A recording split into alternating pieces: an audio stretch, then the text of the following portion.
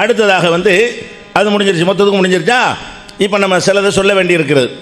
கசாலி இமாம்கிட்ட நிப்பாட்டணும். அவர் என்ன சொல்கிறாரு, நாம் ஒரு பொருளை படைக்க நாடினால் அதை ஆகு என்று சொல்லுவோம், அது ஆகிவிடும். பேசாமல் சொன்னோன்னு எல்லாத்துக்கும் விளங்குதில்ல, பாருங்க விளங்காம ஆக்குறாரு பாருங்க. அவர் என்ன சொல்கிறாருன்னு கேட்டால், இது சாத்தியமே அற்றது. கசாலி சொல்கிறாரு, ஃபைன்ன லாஹிரஹு மும்தனியுன், இது சாத்தியமே, வெளிப்படையாக பார்த்தால் இது சாத்தியமே இல்லை. ஏன் சாத்தியம் இல்லை? இது கவுலுஹு குன், ஆகு என்ற இந்த அல்லாஹ்வுடைய சொல், இன்கான ஹிதாபன் லிஷையி கபல உஜூதிஹி, ஒரு பொருள் உண்டாகிறதுக்கு முன்னாடியே அதை நோக்கி பேசுவதாக இருந்தால் ஃபஹுவ முஹாலுன், அது சாத்திய அறிவுக்கு பொருந்தாதது. இதில் மாலூமு லா யஃபஹமுல் ஹிதாப், இதில் மாதூமு லா யஃபஹமுல் ஹிதாப், இல்லாத ஒன்று உரையாடலை வழங்கி கொள்ளாது. என்ன சொல்றாரு விளங்குதா? ஒரு பொருளை பார்த்து ஆகு என்று சொன்னால் ஆகிவிடும் அல்லாஹ் சொல்றான்ல, இல்லாத ஒன்றை பார்த்து ஆகுன்னு எப்படி சொல்றது கேட்கிறார். அல்லாஹ் கேட்கிறார், பொருள் அதை பார்த்துக்கிட்டு ஆகுன்னு சொல்லலாம், இல்லவே இல்லை ஒன்றுமே இல்லை ஆகு என்று அல்லாஹ் கட்டளை போடுறானே, இல்லாதுக்கு எப்படி கட்டளை போடுறது? இல்லாத கட்டளை போட அது எப்படி விளங்கும்? இல்லவே இல்லை, அது இனிமேல் தானே உண்டாக போகுது. பொருள் உண்டாகிறதுக்கு முன்னாடி அல்லாஹ் ஆகுங்கிறானே, இதெல்லாம் சரியாங்க நடக்குமா அப்படிங்கிறார். சரி, இருக்கிற பொருளை சொன்னோன்னு வைங்க, இருக்கிற பொருள் தான் இருக்க வரையும் ஆகுன்னு சொல்லணும். அவர் கேட்குறார், பொருள் இருந்து அல்ல ஆகுன்னு சொன்னானே, படைக்கிறதுக்கு முன்னாடி ஆகு என்று சொன்னால் படைக்கிறதுக்கு முன்னாடி ஆகுன்னு அதை நோக்கி எப்படி சொல்ல முடியும்? படைச்ச பிறகு ஆகுன்னு சொன்னால் அதை படைச்சிருக்கு, அதை ஆகி இருக்குத, ஆகி போன ஒன்றை மறையதுக்கு ஆகுன்னு சொல்லணும் என்று இதுவும் சாத்தியம் அல்ல. அப்போ என்ன செய்யணும்? ஏதோ அல்லாஹ்வுடைய சக்தியை சொல்கிறான்னு அப்படி புரிஞ்சுக்கணுமே தவிர மனுஷமாக நினைக்கிறார். என்ன நினைக்கிறாரு இந்த கசாலிங்கிறவர்? விளக்கங்கிற பேரில் அல்லாஹ்வுடைய கலாமுல சந்தேகத்தை உண்டாக்கி, குழப்பத்தை உண்டாக்கி, அல்லாஹ் உளர்றாண்டு ஆக்கி, அல்லாஹ் பேச தெரியாமல் பேசுகிறாண்டு ஆக்கி, பார்த்தீங்களா? அந்த அர்த்தம் வச்சாலும் இது பொருந்த மாட்டேங்குது, இந்த அர்த்தம் வச்சாலும் பொருந்த மாட்டேங்குது. ஆகு என்று எதை நோக்கி அல்லாஹ் சொன்னா? இருக்கிறத பார்த்து ஆகுண்டான்னு சொன்னா, இருக்கிறத பார்த்து ஏன் ஆகுன்னு சொல்லணும்? இது இருக்குது, மறைய ஆகுங்கிறது இருக்குதே. இல்லாத ஒன்றை பார்த்து ஆகுன்னா இல்லாத ஒன்றை பார்த்து இப்படி ஆகுன்னு சொல்லுவது என்னவருக்கு விளங்கல? சாதாரண பாமர முஸ்லீமுக்கு விளங்குமே. அல்லாங்கிறவனுக்கு இருக்கிறதையும் நோக்கி பேசுவான், இல்லாதையும் நோக்கி அவனுக்கு பேச முடியும். அல்லாவை பார்க்காம தன்னை போல பார்த்துருக்கிறார். தன்னை போல ஒரு பலவீனனாக பார்த்து அது எப்படி அல்லாஹ் இல்லாத நோக்கி பேசுவான் அப்படின்னு சொல்வது இது விளக்கமா? இது குஃபுரா? அல்லாஹ்வுக்கு எதிராக யுத்தமா? அது ஒரு ஆயத்தை சொல்லி அவர் என்ன செய்கிறாரு? அவர் சொல்கிறார், இன்னமா கவுலனாலி செய்யின் இதான் அரதுனாக அன்னக்கூலகு குன்பயக்கூன், ஆகு என்று சொன்னால் அது ஆகிவிடும் என்பதுதான் நம்முடைய வேலை அப்படிங்கிற அல்லாஹ். அப்போ மூமின்களுக்கு என்ன விளங்குறது? தெளிவாக விளங்குறது. அல்லாஹ்வை பொறுத்த வரைக்கும் இல்லாத ஒரு பொருளையும் நோக்கி அவன் சொல்லுவான், அவனுடைய கற்பனையில் அது இருக்கும், அதை நோக்கி அவன் பேசுவான். முன்னாடி இருக்கணும்னு அவசியம் கிடையாது. நம்மளை போல் அல்லாஹ் இல்லை, நம்ம தான் பேசுகிறாருந்தா முன்னாடி ஒன்று இருக்கணும். அல்லாஹ்வுக்கு தேவை. இது சாதாரண மக்கள் இமாம்கள் விளக்கம் இல்லையே, இமாம்கள் விளக்கம் தேவையில்லைங்கிறமே. நம்மளுக்கெல்லாம் அவ்வளோ அழகாக அற்புதமாக அல்லாஹ்வுடைய வசனம் புரிகிறது. கசாலி ரொம்ப மேதை இமாமா இருக்கார் இல்லையா, அவருக்கு என்ன புரியுதுன்னா, அது எப்படி, இது எப்படி அல்லாஹ் சொல்கிறது? இல்லாத ஒன்று நோக்கி இப்படி அல்லாஹ் பேசுவான். அப்போ இதுக்கு பேர் விளக்கமா? அப்போ இதை நல்லா சிந்திச்சு பார்க்க வேண்டும். அப்போ கசாலிங்கிற இந்த அறிவை தான் கேட்குறாங்க. அதாவது அல்லாஹ்வுடைய கலாமையை கிண்டல் பண்ணக்கூடிய அறிவு தான் வேணும்னு கேட்குறாங்க. இன்னும் என்னென்னலாம் பண்ணியிருக்காருன்னு பாருங்கள். அல்லாஹ்வோட எப்படி யுத்தம் பண்ணியிருக்கிறார் என்பதற்கு இதே கசாலியுடைய நிறைய இமாம்களுடைய விளக்கத்தில் அதெல்லாம் நிறைய எடுத்து போனோம் இன்ஷா அல்லாஹ். அப்போ என்ன விளங்கி விட்டது?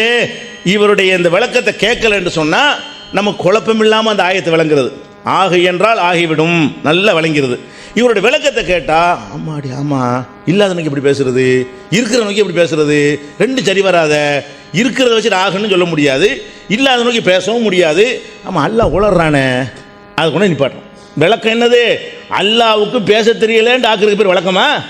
அப்போ அல்லாஹ்வும் உங்களுக்கு பொருட்டே இல்லையா? அப்போ அல்லாஹ் பற்றி என்ன வேணாலும் சொல்லிட்டு போயிடுவீங்களா? இதான் இங்கே இமாமுங்கிறீங்களே, கெடுத்து குட்டிச்சவராக்கி நாசமாக்கி வச்சிருக்கிறார்களே இஸ்லாத்தின் அடிப்படை கொள்கையும். அல்லாஹ் பற்றியும் அவர்களுக்கு பயம் கிடையாது, மரியாதை கிடையாது, அல்லாஹ்வுடைய ரசூலை பற்றியும் கிடையாது.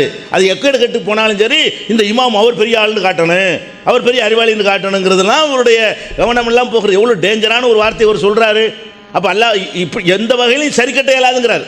இந்த வசனத்தை எந்த வகையிலும் நியாயப்படுத்த இயலாது என்று சொல்லி ஏதோ ஒரு பேச்சுக்கு அல்லாஹ்வுடைய சக்தியை சொல்கிறான்னு முட்டையை புரிஞ்சுட்டு போங்கிறார்.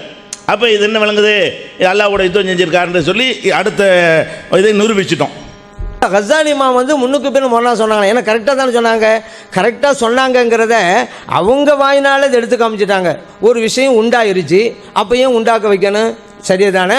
இமாம் கசாலி இமாம் கேட்ட கேள்வியை கரெக்டுன்னு தான் அவங்க சொல்லியிருக்கிறாங்க. ஒரு பொருளே இல்லை, இல்லாத பொருளை பார்த்து நீ உண்டாகுன்னு எப்படி பேச முடியும்? அதுவும் சரிதானே, ஒரு பொருளே இல்லைங்க, நான் பேசிகிட்டு இருக்கிறேன், அது சரியாகுமா? நான் கேட்குறேன். அதுக்கு அவங்க என்ன விளக்கம் தர்றாங்கன்னு பார்க்கணும். இப்போ இந்த கேள்வியை வச்சு பார்த்தா அல்லாஹு தாலா பொருத்தமில்லா சொல்லிட்டான், அல்லாவே கேள்வி செய்வது ஆகாதா? ஏங்க நாமே ஒரு ஆளே இல்லை, ஒரு ஆட்டை பார்த்து பேசிக்கிட்டே இருந்தோம், அப்போ நமக்கு மட்டும் அது கேள்வி ஆகுதா இல்லையா? இந்த மாதிரி கேள்வி அல்லாஹ் செய்வான். அப்போ என்ன விளக்கம் சொல்கிறாங்கன்னு பார்க்கணும். நாமே ஒரு பொருளே இல்லாமல் சோமா இருக்கிறியா நல்லா இருக்கிறான்னு ஒரு பொருளும் இல்லை, நான் கேட்டுக்கிட்டு இருக்கிறேன், அது சரின்னு சொல்லுவோமா? நமக்கே சரி இல்லைன்னு சொன்னால் அல்லாஹ் இல்லாத பொருளை பார்த்து பேசாங்கிறோம், அல்லாஹ்க்கு மட்டும் சரியாகுமா? அப்போ ஏன் என்ன கருத்தில் சொன்னாங்கன்னு பாருங்க. ஆக ஒட்டுமொத்தமாக இப்படி கேள்வி வச்சார்கள், அதுவும் முடிச்சிடக்கூடாது. இதன் மூலம் என்ன சொல்ல வர்றாங்க அப்படின்னு பார்க்கணும். கேள்வி சரிதானே, இல்லாத பொருளை பார்த்து உண்டாகு அப்படிங்கிற யாரை பார்த்து பேசுறது? ஏற்கனவே இருந்துட்டா அதை பார்த்து நீ உண்டான்னு சொல்ல அர்த்தம் இல்லையே. கேள்வி ரைட்டு தான், அந்த கேள்வி வைத்து என்ன விடை சொல்லுகிறார்கள் அதை பார்க்கணுமே தவிர இந்த கேள்வியில் ஒன்றும் குறை கிடையாது. நாமே இல்லா பார்த்து பேசினா குறைய தானே சொல்கிறோம். அல்லாஹ் விஷயத்தில் தகுமா? அதான் நம் விஷயத்திலே தகாதே, இதை படைத்த ரப்பி விஷயத்தில் தகுமான்னு எப்படிங்க சொல்கிறீங்க? இல்லாத விஷயம் பார்த்து பேச மாட்டோமே, அல்லாஹ் மட்டும் எப்படி செய்வான்? இப்போ அல்லாஹ்வோட மாண்பை தான் கூட்டி இருக்கிறான் அந்த கேள்வி வச்சு. அது எதற்காக வேணும் இந்த கேள்வி வச்சு அவங்க என்ன பதில் சொல்கிறாங்க அப்படிங்கிறத நம்ம பார்க்கணும். அடுத்தது அன்பிற்குரிய சகோதரர்களே, லைலத்துல் கத்ருக்கு அபூ ஹனீஃபா இமாம் வந்து விளக்கம்னு சொன்னது அது விளக்கம் இல்லை, குழப்பம், குர்ஆனுக்கு மாற்றம்னு நிரூபிச்சிட்டோம். இப்னு அரபி என்பவர் வந்து லைலத்துல் கத்ருக்கு கொடுத்த விளக்கம் வந்து குர்ஆனுக்கு எதிரான யுத்தம்னு சொல்லி நிரூபித்து விட்டோம், விளக்கம் குழப்பமாக இருக்குங்கிறது. அடுத்து வந்து கஸாலி, மூணாவது கஸாலி விளக்கத்தை நம்ம சொன்னோம். கஸாலி என்ன சொல்கிறாரு? அவர் சரிதாங்கிறாரு. கஸாலி சொன்ன சரிதான்றது அவங்களும் சொல்லிவிட்டாங்க. இதெல்லாம் ஏன் அப்படி சொல்கிறாங்கன்னு கேட்டால், அல்லாண்டா என்னன்னு தெரியல, லைஸ கமிஸ்லிஹி ஷைஉன், அல்லாஹ் போல் எதுவுமே இல்லை. அப்போ இறைவன் வந்து இல்லாது அவன்கிட்ட இருக்கும், இல்லாத கூட அவனுடைய கற்பனையில் அவனுடைய நாலேஜில் இருக்கும். நமக்கு ஒரு இல்லாத பார்த்து வான்னு சொன்னால் எனக்கு இருக்குன்றுவாங்க, இல்லாத ஒரு பொருளை பார்த்து நம்ம பேசினா லூசுன்றுவாங்க. அல்லாவுக்கு இது யாருடைய மேற்றுன்னு விளங்காததுனால மனித நிலையில் அல்லாவை இறக்கி வச்சுட்டு அவர் பேசியிருக்கிறாரு, அது சரிங்கிறார் இவர். உதாரணம் கூட எப்படி காட்டுறாரு? நம்ம இப்படி சொன்னால் ஒத்துக்குருவாங்களா? இல்லாத பார்த்து பேச முடியுமா? இருக்கிறத பார்த்து உண்டாகுன்னு சொல்ல முடியுமா? என்னங்க கரெக்டு தானேங்க? உங்களுக்கும் எனக்கும் கரெக்டு, ரப்புக்கு கரெக்டா? படைச்ச இறைவனுக்கு அது கரெக்டா? இறைவன் வந்து இல்லாதது நமக்கு தான் இல்லாது.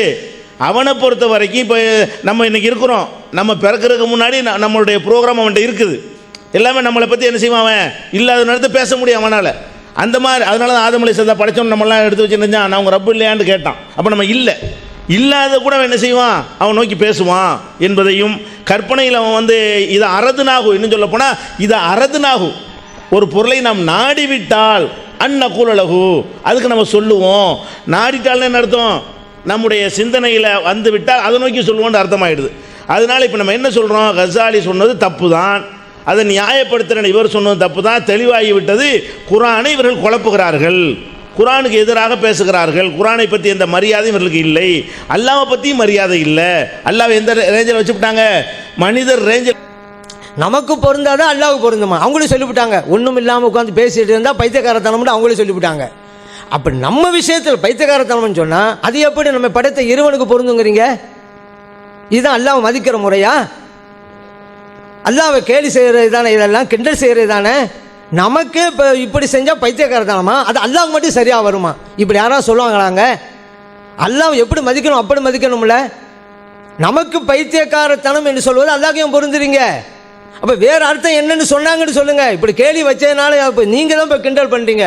நம்ம வேண்டாம் இப்படி சொன்னாங்க பைத்தியக்காரன் தான், அது அல்லாஹ்வுக்கு சொல்லிக்கலாம் தப்பு இல்லைங்கிறீங்க. இதுதான் அல்லாஹ்வை அவமானப்படுத்துவது, இதுதான் ஈமானுக்கு ஆபத்து அப்படிங்கிறத நம்ம புரிஞ்சுக்கிறணும். அடுத்து என்னன்னு கேட்டால், அதாவது ஒரு சொன்னோம், அதாவது கஸாலியுடைய விளக்கம் வந்து பைத்தியக்காரத்தனமாக இருக்கணும்ல. அவர் சொல்கிறாரு பாருங்கள், நமக்கு பைத்தியக்காரத்தனமாக இருக்கிறதை அல்லாஹ் செய்வானாங்க அப்படிங்கிற மறுபடியும். இப்போ நான் என்ன சொல்கிறேன்? ஒருத்தன் சொல்கிறான், நான் உண்ணவே மாட்டேன், நான் 50 வருஷத்துக்கு சாப்பிடவே மாட்டேங்கிறான், அவன் பைத்தியக்காரன். அல்லாஹ் உண்ண மாட்டேங்கிறான், பத்தியலா பைத்தியக்காரன் சொல்ல முடியுமா? அல்லாஹ் உண்ண மாட்டான், அல்லாஹ் உண்ண மாட்டான், அவனுடைய தன்மைக்கு தகுந்தவர் உண்ண மாட்டான், பருக மாட்டான். நாமளே உண்ண மாட்டோம் என்று சொல்கிறோம், அப்படி அது பைத்தியக்காரத்தனமாக இருக்கிறது. அப்போ அல்லாஹ் உண்ண மாட்டேன்னு சொன்னால் பைத்தியக்காரத்தனம் இல்லையான்னு கேட்பீங்களா? இப்போ நம்ம ஒருத்தன் சாப்பிடவே மாட்டேங்கிறான் 25 வருஷத்துக்கு கிறுக்கேன்றுவோம், அப்போ அல்லாவும் சாப்பிட மாட்டேங்கிறான், அல்லாஹ் கிறுக்கனா? அப்போ விளங்குற விதத்தை பாருங்கள். அல்லாஹ்வுடைய சக்திக்கு தகுந்தவாறு அவன் இல்லாததையும் அவன் பேச முடியும், நோக்கி பேச முடியும். அது கிறுக்குத்தனம் ஆகாது. எதெல்லாம் இல்லையோ அதெல்லாம் அவனுக்கு தெரியும், இப்போ தெரியும். நமக்கு இருக்கிற மட்டும் தான் தெரியும், அதனால பேசினா கிறுக்கன். அல்லாவுக்கு இல்லாதும் தெரியும், அவன் அதை நோக்கி பேசினா நமக்கு கிறுக்கம் கிடையாது என்று நம்ம சொல்லுகிறோம். இப்போ என்ன செய்கிறாரு பார்த்தீங்களா, நம்ம சொல்கிறோம்ல, அப்போ நமக்கு கிறுக்கன்னு சொன்னால் அல்லா கிறுக்கன் இல்லையாங்கிறது அந்த அர்த்தம் வந்துருமா. அப்போ கஸாலி சொன்னது இன்னும் முட்டு கொடுக்குறேன்னு போய் இன்னும் அல்லாவை கேவலப்படுத்தக்கூடிய ஒரு பதிலை சொல்லியிருக்கிறாங்க.